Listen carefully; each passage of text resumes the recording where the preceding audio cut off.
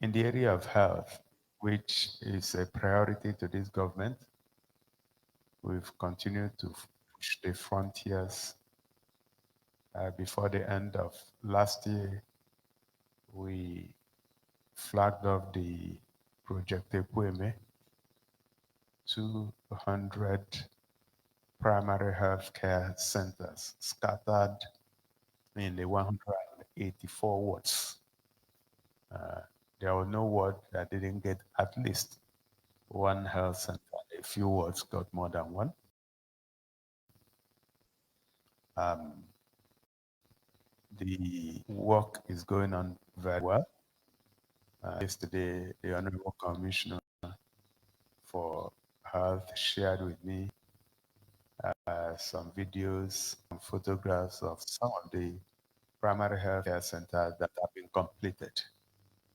I think about 5 of them from different places, and several others that are nearing completion. Um, the videos I saw were very good, but I've also directed that we go to the next stage, which is to equip them properly. Um, this is being funded 100% by the state government.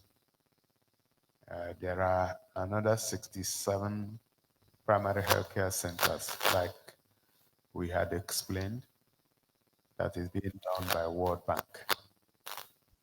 So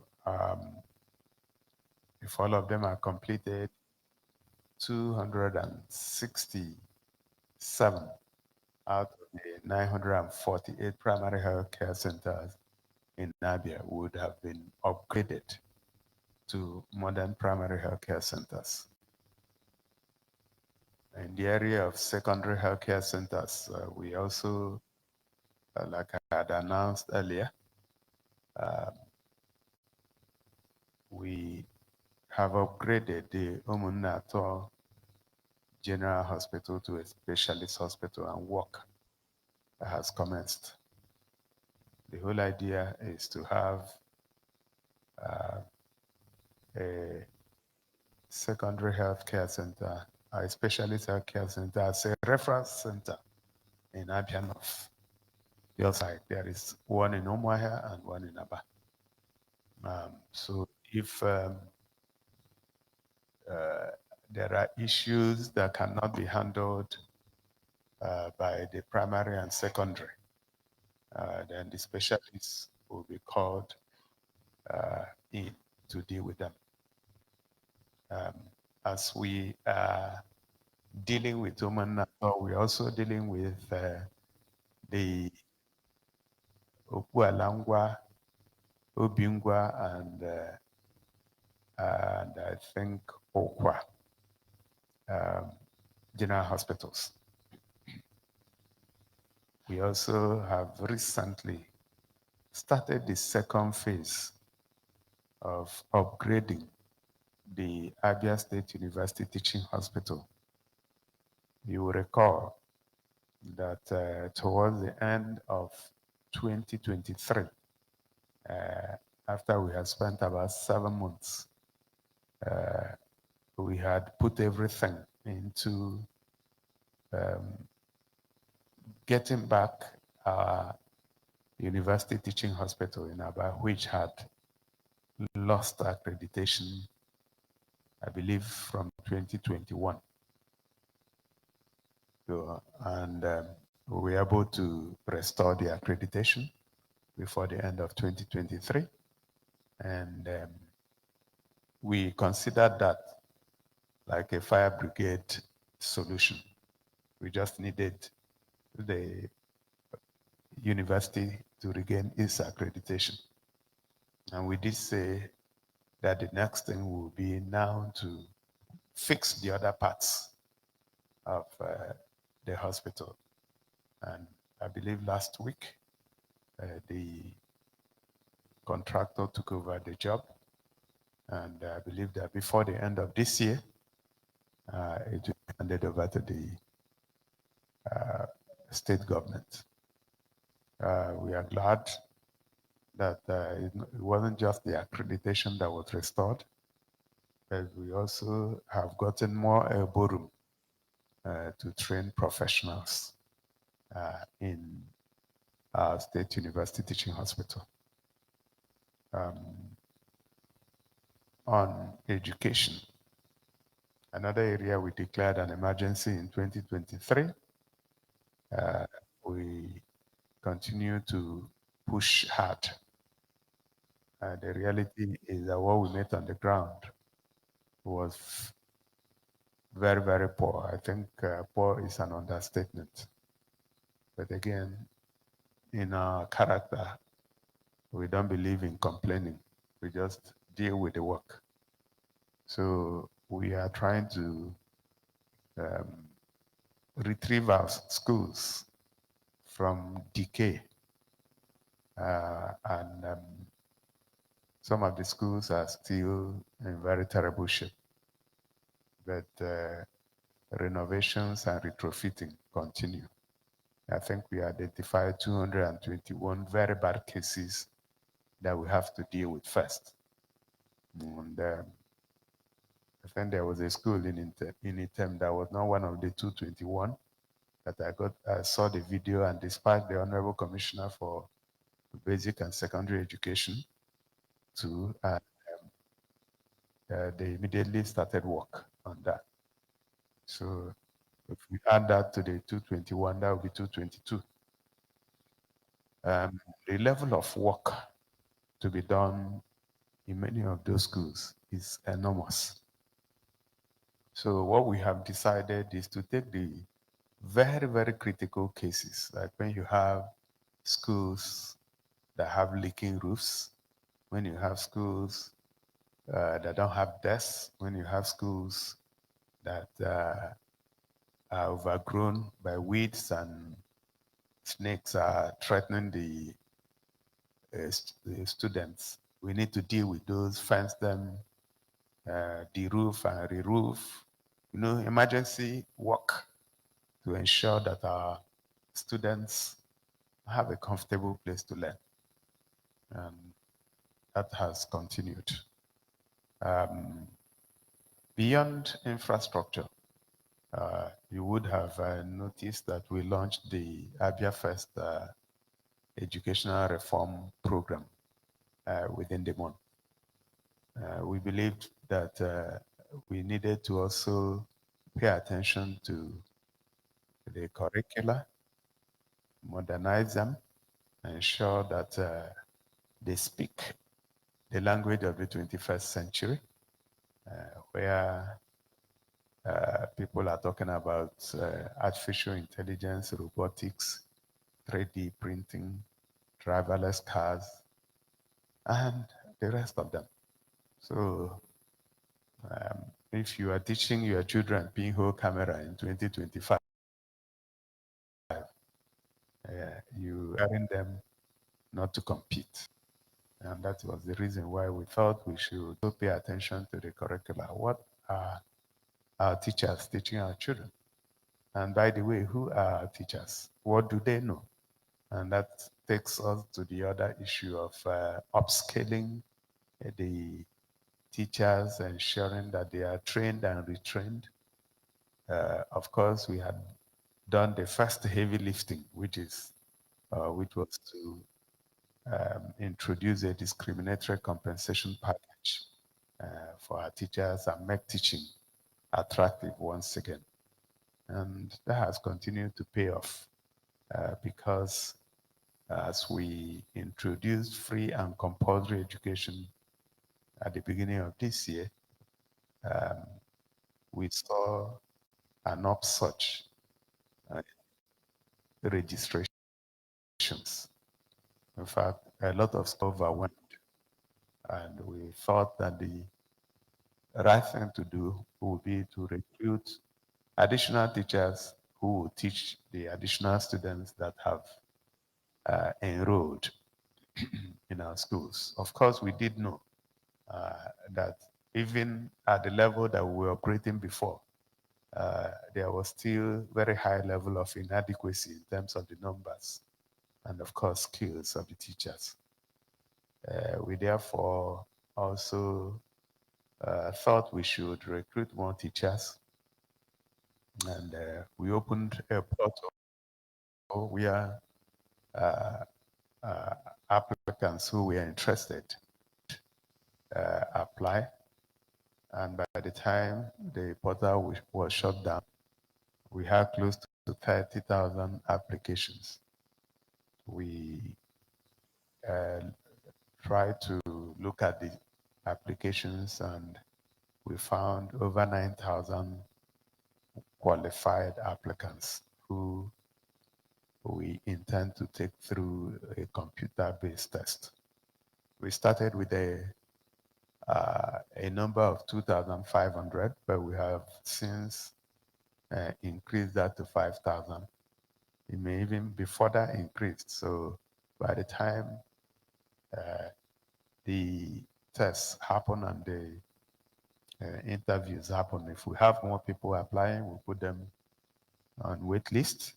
And as we deploy the teachers, if we have room for additional teachers, we'll come back to the pool of waitlisted applicants.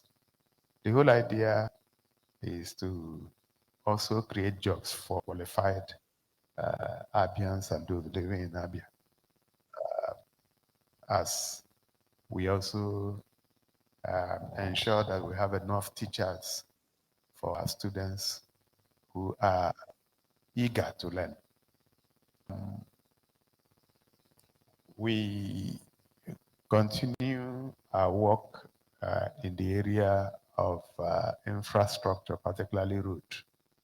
And within the month of February, we flagged off the Omanoko Bridge reconstruction, which was well received by people from that axis. We are in Isochi, Umunochi local government, to flag Mbala Ngodo Road, which also was well received by people from around Umunochi. Next week, we'll also be flagging off a route, I think the Owaza route in Okwa West.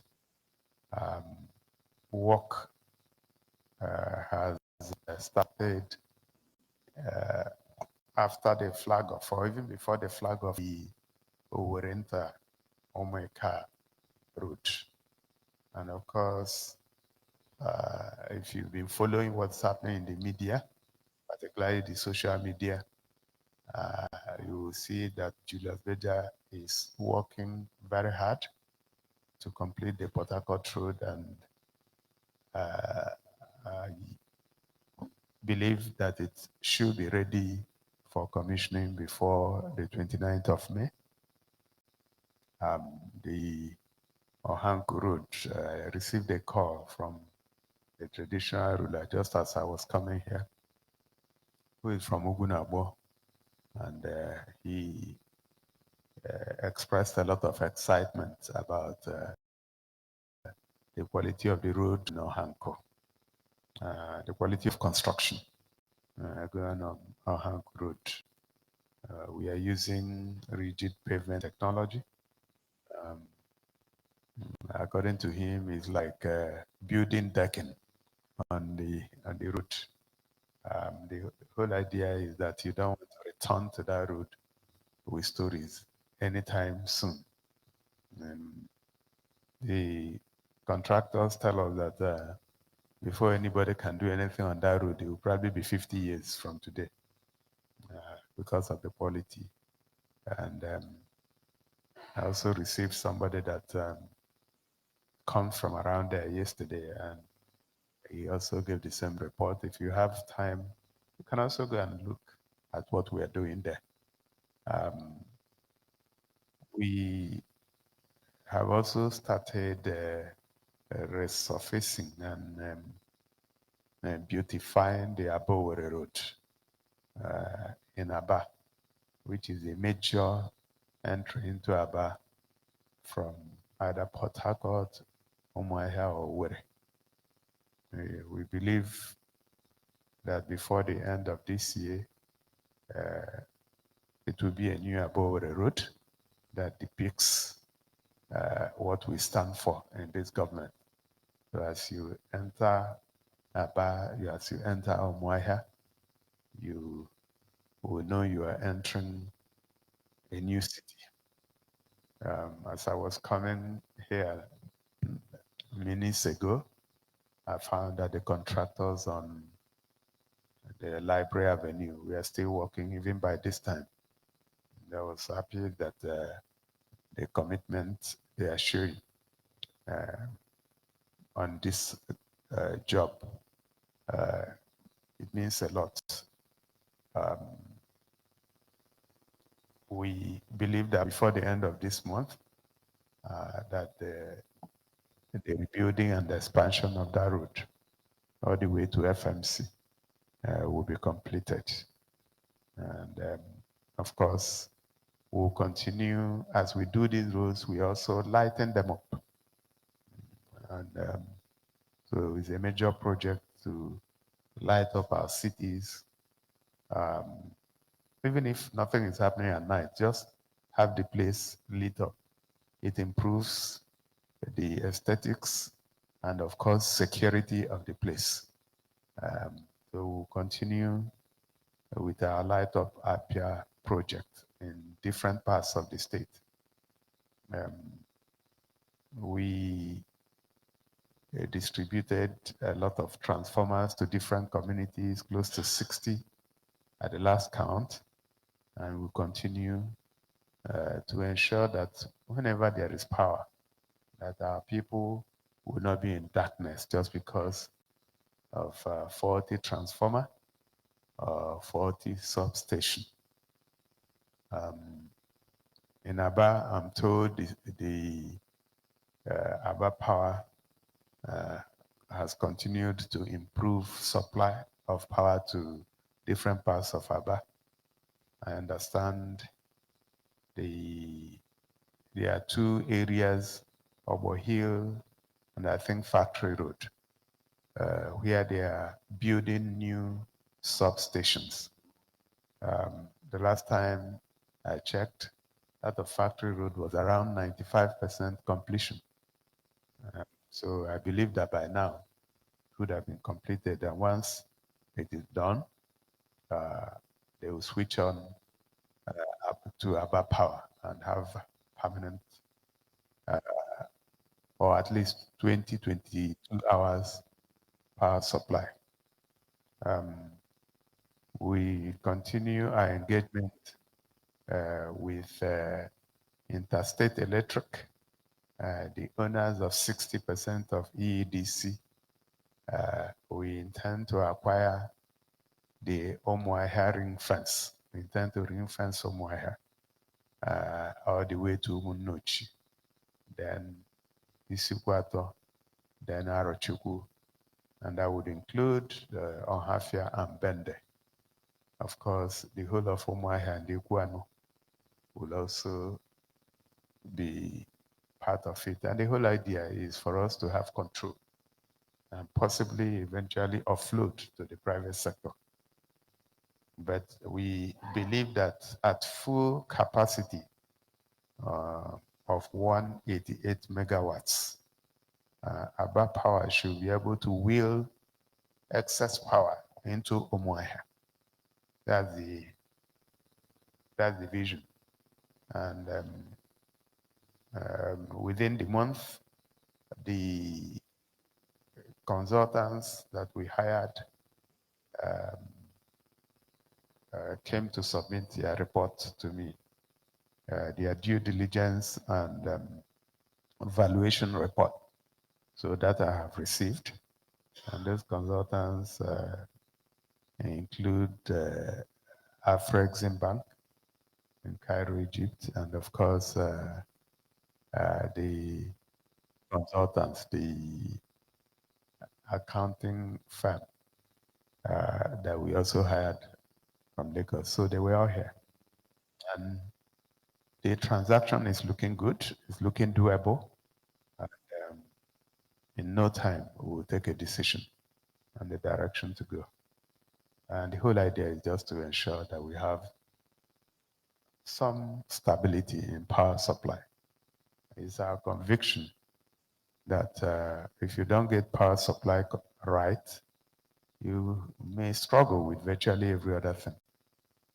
There are some manufacturers in Abia particularly who tell me that 60 to 70% of their cost of production is in energy. Just imagine if you solve that problem and reduce their cost of production. You've given them wings to fly and you've made their products competitive. Why do we, why does China take advantage? Because they have the population and they have infrastructure. If you visit China, you will understand. And of course, they have support from their government. So we want to, if you are not competitive, you cannot sell your goods. And that is the truth. So that's why we are paying so much attention to power. Uh, in terms of security, uh, we continue to thank God that we are able to have a relative peace in the state. Um, of course, once in a while there will be stories of breach of security in sporadic places in the state. But anytime we believe that it is better to predict and preempt them and to also turn on full intelligence so that we can nip such attacks in the bud. And we've been successful in doing that. But of course, once in a while, you hear of cases of sporadic attacks in some places, but we also rise to the occasion. Um, we will not rest on our oars, whatever it takes. We believe that security is a top priority, not just for us in Abia, but everywhere. Because if you cannot sleep with your two eyes closed, then you cannot even do anything. So we continue with that. So we recently we've had an upsurge of investors and diplomatic visits. We received the Consul General of Germany with his wife within the week. UNDP was here. The ambassador to Vietnam was also here, and a whole lot of other diplomatic visitors who are looking at ways to partner with the states. And we are also open to those partnerships. Some of them in agriculture, others in the area of health, in education, in trade and commerce, industry, and people. Actually, the Vietnamese ambassador was interested in about Texamil, and he was taken there. So it's been, I would say, all told, it's been good news in the state. We are not where we want to be yet, but we are definitely not where we were before now. So I will continue to plead that everyone gives support to the government, which, by the way, you brought to power, and which reports to you. And we can guarantee that this is just 21 months. The next 21 months and more will also be marked with activities and more activities. So I don't want to be the only one speaking.